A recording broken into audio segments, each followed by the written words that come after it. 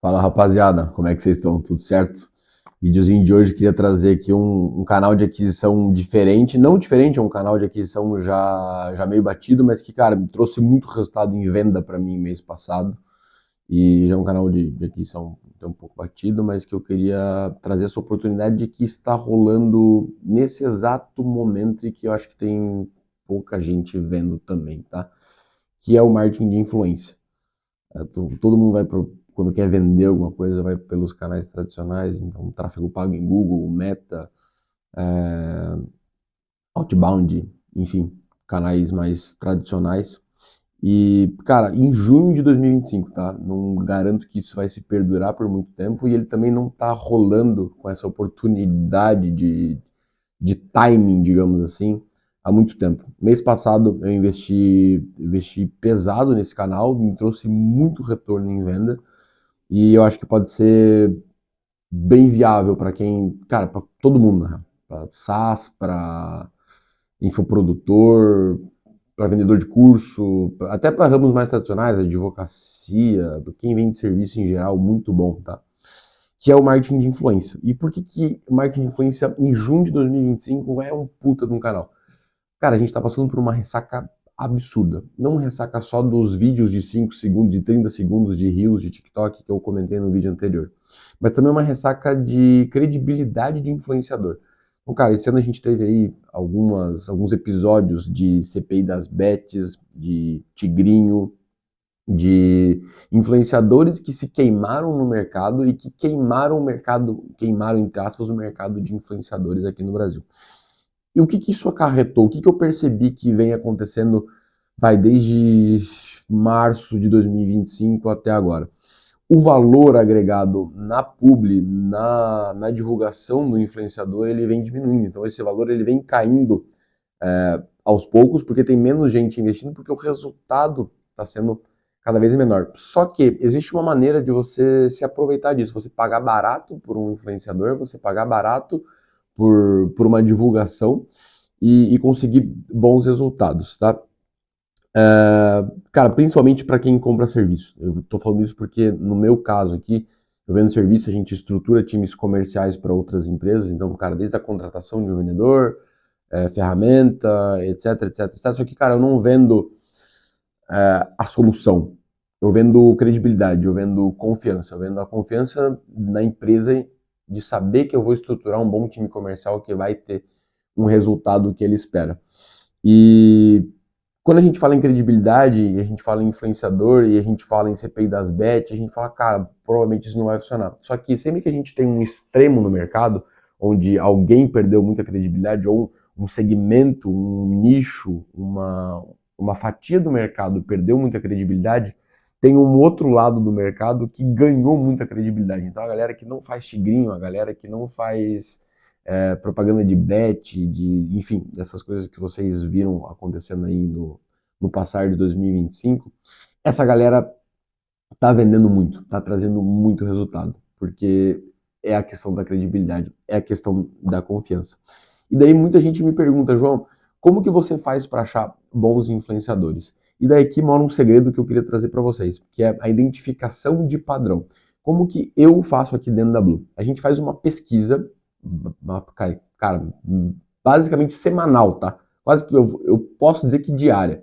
Não só com clientes ativos, mas também com leads que a gente faz reunião, leads que às vezes até o próprio influenciador gerou, tá? E a gente faz algumas perguntas bem básicas. Para cliente ativo, a gente pergunta aonde que essa pessoa viu a Blue pela primeira vez, no momento que ele fez a compra, no momento que ele se cadastrou, no momento que ele virou um lead no WhatsApp, por onde que ele veio, então a gente tem essa já informação. Para cliente ativo, a gente pergunta qual influenciador que ele segue, em qual rede que ele segue. E para lead que ainda não virou cliente, a gente também faz a pergunta do influenciador e influenciadores pequenos, porque geralmente, pelo que a gente viu aqui dentro da Blue, todo mundo segue um influenciador pequeno totalmente aleatório. E quando eu falo totalmente aleatório, por exemplo, eu sigo um cara chamado Mind the Headphone aqui no YouTube, que fala sobre fone de ouvido. Então, se alguém, alguma empresa quiser chegar até mim, que sou founder da Blue aqui, se chegasse através do Mind the Headphone, que, cara, é uma coisa nada a ver, um segmento totalmente diferente, provavelmente eu me tornaria lead porque eu confio muito no trabalho do Léo lá do Mind the Headphone. Qual que é o grande ponto aqui? Quando você faz essa pesquisa, quando você pede essa informação para os seus leads ou para os seus clientes ou para qualquer pessoa que seja, você vai montando uma base de dados. Então eu tenho uma lista com o nome do influenciador, segmento do influenciador, quantidade de seguidores e o canal que ele é mais forte. Eu tenho uma lista, cara, com centenas de respostas dos meus clientes, dos meus leads e das pessoas que eu converso aqui diariamente dentro da Blue. E a gente começa a achar padrões. Então, cara, quando um nome se repete, então, cara, o João apareceu 4 vezes, cara, esse nome é um nome interessante. Ou, por exemplo, aí quando não tem um nome que se repete, digamos que você fez a pesquisa aí dentro da sua empresa e você viu que nenhum nome se repete, nenhum influenciador se repetiu, ou alguém falou mais de uma vez o nome dele. Você vai partir para o segmento. Então, cara, às vezes o segmento de saúde, às vezes o segmento de estética, às vezes o segmento de casa e decoração. Você vai pegar o segmento desse influenciador, que muitas vezes é um segmento, cara, totalmente aleatório. Mas lembre-se, principalmente quando a gente se tratando de B2B, a gente vende para empresas, mas empresas são pessoas. E os decisores dessas empresas, os donos dessas empresas, que é para quem a gente quer vender, eles seguem pessoas e seguem pessoas de um, cara, segmento aleatório. Às vezes o cara gosta de carro, ele vai seguir um influenciador de carro, e você não fazia nem ideia que você poderia contratar o serviço daquele influenciador e ter um resultado expressivo. E, cara, isso entrega um resultado absurdo. Você pega micro-influenciadores regionais com 10 mil seguidores, 15 mil seguidores, 20 mil seguidores, onde você vai pagar ali seus R$ 500, R$ 1.000 para uma story. Cara, isso traz um resultado absurdo, tá? Recomendações que eu tenho para dar. Sempre que você for fazer uma publi com influenciador, é interessante que você não diga e não deixe explícito que é marketing, porque tudo que é marketing geralmente não vende. Quando você vê uma propaganda, a tendência do seu cérebro é sempre ignorar aquela propaganda. Então é sempre muito interessante que você faça de uma maneira que pareça uma indicação, tá? Isso tem até um vídeo bem famoso do Clóvis de Barros. Ele fala de um professor lá da França que ele fala uma frase que é os circuitos de consagração social serão tanto mais eficazes quanto maior a distância do objeto consagrado. E daí ele traz um exemplo de um lançamento de um livro. Digamos que eu, João, lance um livro falando sobre vendas B2B. E seja um lançamento físico numa livraria. E eu recebi 3 elogios, da minha mãe, da minha esposa e de um desconhecido. Socialmente, qual que é o elogio mais consagrado? Obviamente o do desconhecido, porque ele não vai puxar saco pra ti como a minha mãe ou como a minha mulher. Cara, o do desconhecido, socialmente, ele vai ser muito mais consagrado. E quando a gente está falando de empresa, a gente está falando de vendas, quem que é a pessoa mais perto do objeto consagrado? Quem que é a pessoa que seria a mãe, no caso da empresa? É o vendedor. Então, o vendedor é a pessoa mais perto do objeto consagrado. Quem que é a pessoa mais distante do objeto consagrado? Cara, um desconhecido. Muitas vezes um cliente que testou o teu serviço e que pode aprovar que o seu serviço é bom. Por isso que, cara, todas as landing pages, sites, etc., precisam ter prova social. Então, isso é uma regrinha básica ali do marketing digital que a galera segue e muito por conta desse motivo.